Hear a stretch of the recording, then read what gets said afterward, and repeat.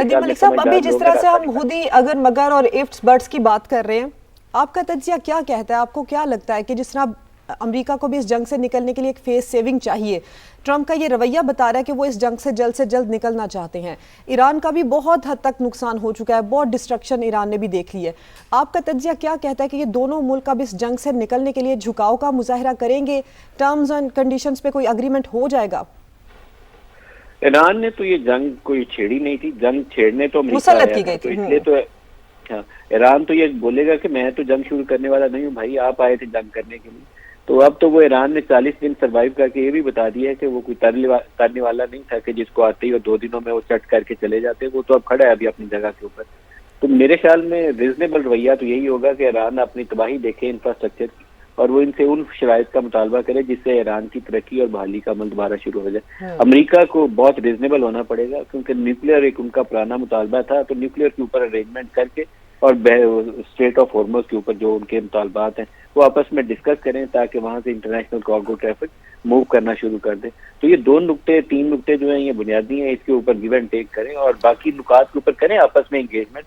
जब आपकी सफारतकारी शुरू हो जाए ना, डिप्लोमेटिक एंगेजमेंट शुरू हो जाए, तो फिर बहुत से मुश्किल नदीम मलिक साहब, अभी जब आप खुद ये बात कर रहे थे कि ईरान को चाहिए कि अगर न्यूक्लियर के ऊपर कॉम्प्रोमाइज करना है तो इससे बेहतर लड़ ले, लेकिन ट्रंप ये कह रहा है कि 99% वो यही चाहता है कि न्यूक्लियर प्रोग्राम ईरान को छोड़ना होगा। आप क्या समझते हैं कि अगर ईरान इस पर पीछे हटता है, कॉम्प्रोमाइज कर जाता है इसके ऊपर, तो इसका क्या नुकसान उसको मुस्तकबिल में देखना पड़ सकता है? क्या नुकसान होगा उसका? देखिए, न्यूक्लियर के ऊपर मैं कह रहा हूँ कि ईरान को कॉम्प्रोमाइज करना चाहिए, ये नहीं मैं कह रहा कि इस पे लड़ के मर जाना चाहिए। मैं मिसाइल प्रोग्राम के ऊपर कह रहा हूँ कि वो जो इसराइली मुतालबा है कि ईरान अपने मिसाइल भी छोड़ दे, तो अगर ईरान ने अपने मिसाइल छोड़ने हैं तो उससे बेहतर है कि लड़ के मर जाए, क्योंकि आपको अपने दिफा का हक हासिल है, वो उतना ही है जितना बाकी किसी भी मुल्क को हक हासिल है।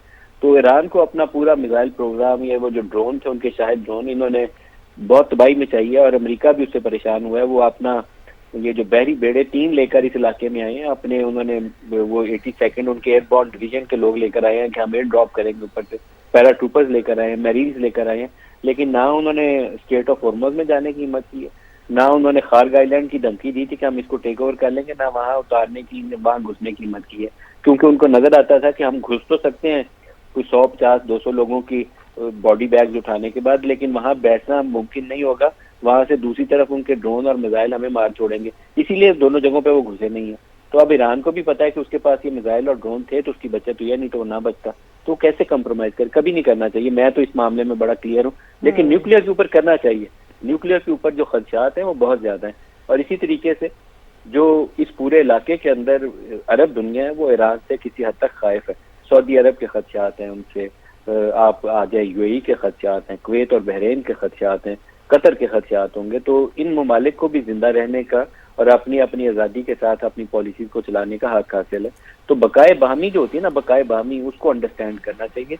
वो एक दूसरे को जिंदा रहने के लिए गुंजाइश दें। अमेरिका के साथ तो एक न्यूक्लियर के ऊपर अंडरस्टैंडिंग करने के बाद अगला मरहला आई होप कि पाकिस्तान ये भी करे कि सऊदी अरब और ईरान की इस्लामाबाद के अंदर ही टॉक्स रहे। मेरी काफी दिली ख्वाहिश है, क्योंकि उससे पूरा ये खिता जो है अमन की तरफ बढ़ सकता है, उससे ये खिता अमन की तरफ जा सकता है। इसके अलावा कोई तरीका नहीं, और पाकिस्तान उसमें ये रोल अदा कर सकता है, कोई और कर भी नहीं सकता। ये सिर्फ पाकिस्तान के पास यूनिक पोजीशन है कि हम उन मुस्लिम ममालिक के साथ, अरब दुनिया के साथ उतने अच्छे से जुड़े हुए हैं, उतने ही हम ईरान के साथ भी जुड़े हुए हैं। दोनों मुसलमान मुल्क है, लेकिन दोनों के अंदर वो एक सेक्टेरियन तकसीम है, एक के ऊपर शिया डोमिनेंस है, दूसरे के ऊपर सुन्नी डोमिनेंस है। लेकिन पाकिस्तान में ये इशू नहीं है कि शिया कौन है और सुन्नी कौन है, हम दोनों को अपने भाइयों की तरह सीने से लगाते हैं। तो इस्लामाबाद के अंदर ही ये टॉक्स करें और बिठाएं इनको आपस में, और अगर इनके अंदर कोई लेवल ऑफ अंडरस्टैंडिंग डेवलप हो जाता है, कॉन्फिडेंस बिल्डिंग हो जाती है, तो ये खिता बहुत ज्यादा तरक्की करेगा। और अब खासकर जो पाकिस्तान की पोजीशन है तमाम ममालिक को लेकर, सऊदीया की बात की जाए, ईरान की या अमेरिका की, तो ये बात हो भी सकती है जिसकी जानिब आप नदीम मलिक साहब इशारा कर रहे हैं।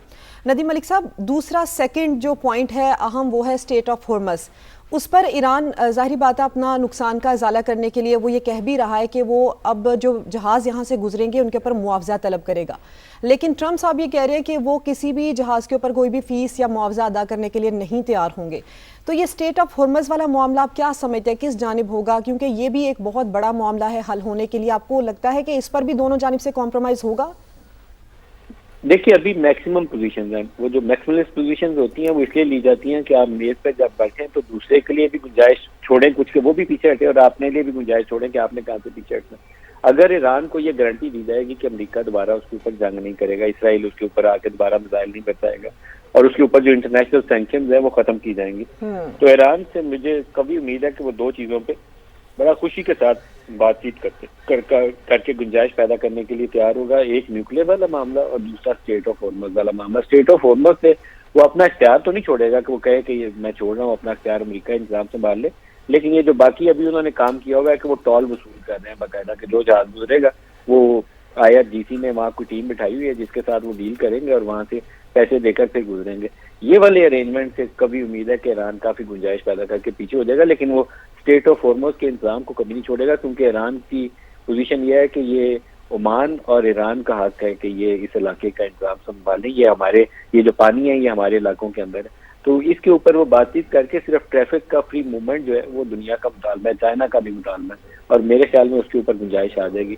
चीन भी ये चाहता है कि स्टेट ऑफ हॉर्मज़ से जो इंटरनेशनल कार्गो ट्रैफिक है उसमें रुकावट ना आए, तो जहाँ पूरी दुनिया चाह रही हो तो उसमें फिर रास्ता पैदा करने के लिए कोई ना कोई तरीकाकार अपनाया जा सकता है। जी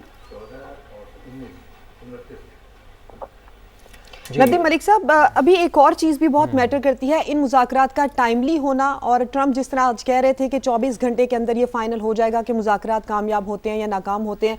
आपको क्या लगता है या आप क्या समझते हैं कि क्या ये मामला इतनी जल्दी होगा, या आप समझते हैं ये फर्स्ट राउंड है, अभी चीज़ों को टाइम लगेगा, क्योंकि एक लंबा पीस है, एक लंबा ये मुआहिदा है जो होने जा रहा है, इस पर वक्त लगेगा आपको लगता है? जो बेसिक प्रिंसिपल्स हैं वो तो तय हो जाने चाहिए ना, वो तो बहुत लंबी बात नहीं है। वो गिव एंड टेक जो इन्होंने करना है 24 घंटे या 48 घंटे के अंदर इनको कर लेनी चाहिए, लेकिन मुकम्मल बातचीत जो है उसमें टाइम लगता है। एक एक नुक्ते की जो टेक्निकल डिटेल्स में जाएंगे तो उसकी अहलियत किसी के पास नहीं है, वो उसके पास तो पूरी टीमें बैठेंगी। जैसे अगर न्यूक्लियर का होगा तो वो इंटरनेशनल एटॉमिक एनर्जी की टीम आके बैठ जाएगी और वो इंगेज करेगी सारों के साथ, और फिर एक तरीकाकार के ऊपर इत्तेफाक राय होगा, फिर आगे बढ़ेंगे। इसी तरह जो उनके ऊपर सैंक्शंस का सिनेरियो है उसके ऊपर होगा। ईरान गारंटीज मांगेगा सारे प्रोसेस की, और वो गारंटीज कौन देगा? वो पाकिस्तान, चीन और कुछ ममालिक को मिलकर इस मसले को UN सिक्योरिटी काउंसिल की तरफ ले जाना पड़ेगा। तो इन चीजों पर टाइम लगेगा, लेकिन अगर प्रिंसिपल्स के ऊपर इत्तेफाक हो जाए, बुनियादी नुकात की, ये हमारे बुनियादी नुकात के ऊपर हमने इत्तेफाक कर लिया, तो वो तो अगर होना हो तो वो जल्दी भी हो सकता है। मेरा नहीं ख्याल है कि उसके लिए बहुत लंबा अरसा दरकार होता है। वो आप प्रिंसिपल तय कर लेते हैं कि इन लाइन से हम आगे बढ़ेंगे, फिर एक एक नुक्ते को खोलते जाते हैं, डिटेल्स तय करते जाते हैं। लेकिन इस वक्त जो इस्लामाबाद का आप ओवरऑल मौसम देखें तो मुझे बहुत अच्छा लग रहा है कि इस्लामाबाद के अंदर अभी जब JD वैंस उतरे हैं, विटकॉफ उतरे हैं और वो साथ कूशनर हैं, उससे पहले आपने वो उसका मनाजर देखे हैं, कालीबॉफ आए हैं और अब्बास अराकी आए हैं। तो बिल्कुल नदीम मलिक साहब, मैं आपसे ये बात करने भी वाली थी कि आज जब मैं स्टूडियो में बैठ के ये खबरें देख रही हूँ और कर रही हूँ तो बहसीत पाकिस्तानी मुझे प्राउड फील हो रहा है अपने ऊपर, अपने मुल्क के ऊपर, क्योंकि इसी सीट पर बैठे मैंने पाकिस्तान के हवाले से वो खबरें भी की हैं जिनको मैं आज याद भी नहीं करना चाहती। तो बहसीत पाकिस्तानी आप भी अपनी फीलिंग्स शेयर कीजिए कि आप क्या महसूस करें, आज पाकिस्तान इतने बड़े इवेंट को होस्ट कर रहा है। पाकिस्तान के मुतल्लिक जहाद अफगानिस्तान के बाद से हम अमेरिका के तहदी बन के इस सूरत हाल का शिकार हुए थे। अमेरिका अब हमारे ऊपर ही सिर्फ सारा कुछ डाल के खुद पीछे हो गया हुआ है। जहाद अफगानिस्तान में जब सोवियत यूनियन का रास्ता रोकने के लिए हमने अफगान मुजाहिदीन की मदद करनी शुरू की थी, तो उसमें पाकिस्तान का एक बहुत कलीदी किरदार है। ये लेट 70s से काम शुरू होता है और फिर चलता ही जाता है, खत्म नहीं होता। उसके बाद बहुत सारे ये जत्थे मुसल्ला ग्रुप पाकिस्तानी सरजमीन पर बन गए। तो पाकिस्तानी जो इलाके थे उनके मुताल्लिक दुनिया सारी में एक तासुर यही था कि यहाँ कोई सुसाइड अटैकर ही फिरते हैं, बस इसके अलावा यहाँ कुछ नहीं है। तो वहां से बहुत लंबा सफर है जिसको करके हम 2026 तक पहुंचे। पहले वो जहादी थे सारे जिनको अमेरिकी सदर गले लगाते थे, वॉशिंगटन में उनको मिलते थे, व्हाइट हाउस में। फिर 9/11 के वाकयात के बाद वो सारे दहशतगर्द करार दे दिए गए। पाकिस्तान ने एक बहुत बड़ी गलती की कि हमने अमेरिकी मुफादात की खातिर अपनी सरजमीन को जरूरत से ज्यादा इस्तेमाल होने दिया। अब उससे बहुत हमने सबक सीखा है। सबक ये सीखा है कि 9/11 के बाद हमारे कोई 1 लाख अफराद, फौज के भी और सिविल के भी, इन दहशतगर्दी के वाकयात में शहीद हुए। दुनिया के किसी मुल्क में नहीं हुए, अमेरिका के लोग नहीं शहीद हुए, पाकिस्तान के शहीद हुए। तो पाकिस्तान ने एक खमियाजा भुगता उन गलत पॉलिसी का। तो हम उससे अब लड़ के बाहर निकले हैं। ये कभी हमने रद्दुल फसाद किया, कभी ज़र्ब अज़्ज़ किया, कभी और किया, और हमारे जितने फौज के लोग इन दहशतगर्दी के वाकयात में जिन्होंने शहादत पाई है, उसमें 65 और 71 की इंडिया के साथ जंगों में नहीं हुई। तो अब ये जो उसके बाद ये 2026 का ये जो मौका है कि हम सफारतकारी कर रहे हैं अमन की खातिर, तो ये उससे बिल्कुल एक नई राह, और हमें यही राह अपनानी चाहिए। हम बहुत वेल पोजिशनड हैं अरबों को इंगेज करने के लिए, बहुत सारे और ममालिक को इंगेज करके तरक्की के एक नए सफर को शुरू करने के लिए हमें इस रास्ते के ऊपर और काम करना चाहिए और मेहनत करनी चाहिए, यही रास्ता है तरक्की का। जी मलिक साहब, आपने जिस तरह कहा कि हम पर्टिकुलरली अरबों को इंगेज करने में बहुत ज़्यादा महारत भी रखते हैं और उनसे बातचीत भी करते हैं और एक किरदार है पाकिस्तान का अरब ममालिक के हवाले से अगर हम देखें, लेकिन मैं थोड़ा सा ज़रा मुख्तलिफ एस्पेक्ट पे आपको लेकर आना चाहूँगा। मैं ये चाहूँगा कि ज़रा इसके ऊपर तज़िया दें, इसके ऊपर बात करें कि अरब ममालिक का जो किरदार रहा है थ्रू आउट दी जंग, हम ये देख रहे हैं कि पाकिस्तान की जानिब पाकिस्तान ने तो अमन की बात की है, लेकिन ईरान की जानिब से अमेरिकन बेसिस को भी जब निशाना बनाया गया तो किसी किस्म की कोई अरब ममालिक की जानिब से रिटेलिएशन नहीं देखी गई। ये भी एक बड़ा पॉजिटिव साइन है अरब ममालिक की तरफ से कि उनको अगर उनकी तरफ से किसी किस्म की कोई रिटेलिएशन देखी जाती तो फिर तो ये मामला हाथ से निकल सकता था, फिर तो ये मामला बहुत ज़्यादा आगे बढ़ जाता। तो क्रेडिट उन ममालिक को भी देना चाहिए मलिक साहब। मुकम्मल तौर पर उन्हीं का क्रेडिट है, क्योंकि वो अपने अपने अवाम के दबाव के बावजूद उनमें से किसी ने रिटेलिएशन नहीं दिखाई है। और एक उनके साथ अलमिया ये था कि उन सारों ने माजी के अंदर ये गलती की हुई है कि उन्होंने ईरान के डर से, ये ईरानी खौफ था जो अमेरिका ने बेचा था इन ममालिक को, अमेरिका ने इनको डराया कि जिस तरीके से कुवैत के अंदर घुस गया इराक और फिर बाद में जो इराक और ईरान वाली सूरत हाल पैदा हुई है, ईरान जो है इस खित्ते के अंदर कहीं वो हिजबुल्लाह को सपोर्ट करता है, कहीं हमास को सपोर्ट करता है, तो आपकी सिक्योरिटी इनकी वजह से खतरे में। अगर मेरी बेसिस यहाँ होंगी तो मैं आपका दिफा करूंगा, ये अमेरिका ने बेचा था।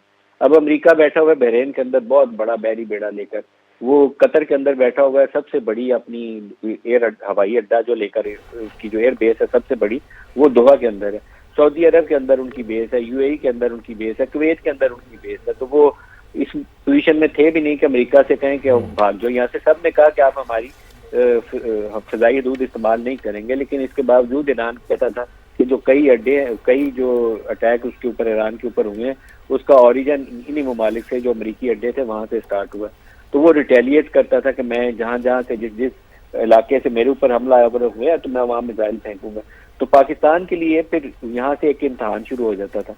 पाकिस्तान के फील्ड मार्शल भी और ये हमारे फॉरेन मिनिस्टर भी और बाद मौके पे प्राइम मिनिस्टर भी वो फिर फोन करते थे, एक सऊदी अरब को करते थे, दूसरा ईरान को करते थे, और दोनों को समझाते थे कि भाई दो ममालिक मुस्लिम ममालिक आपस में लड़ाई जो है वो मुनासिब नहीं है।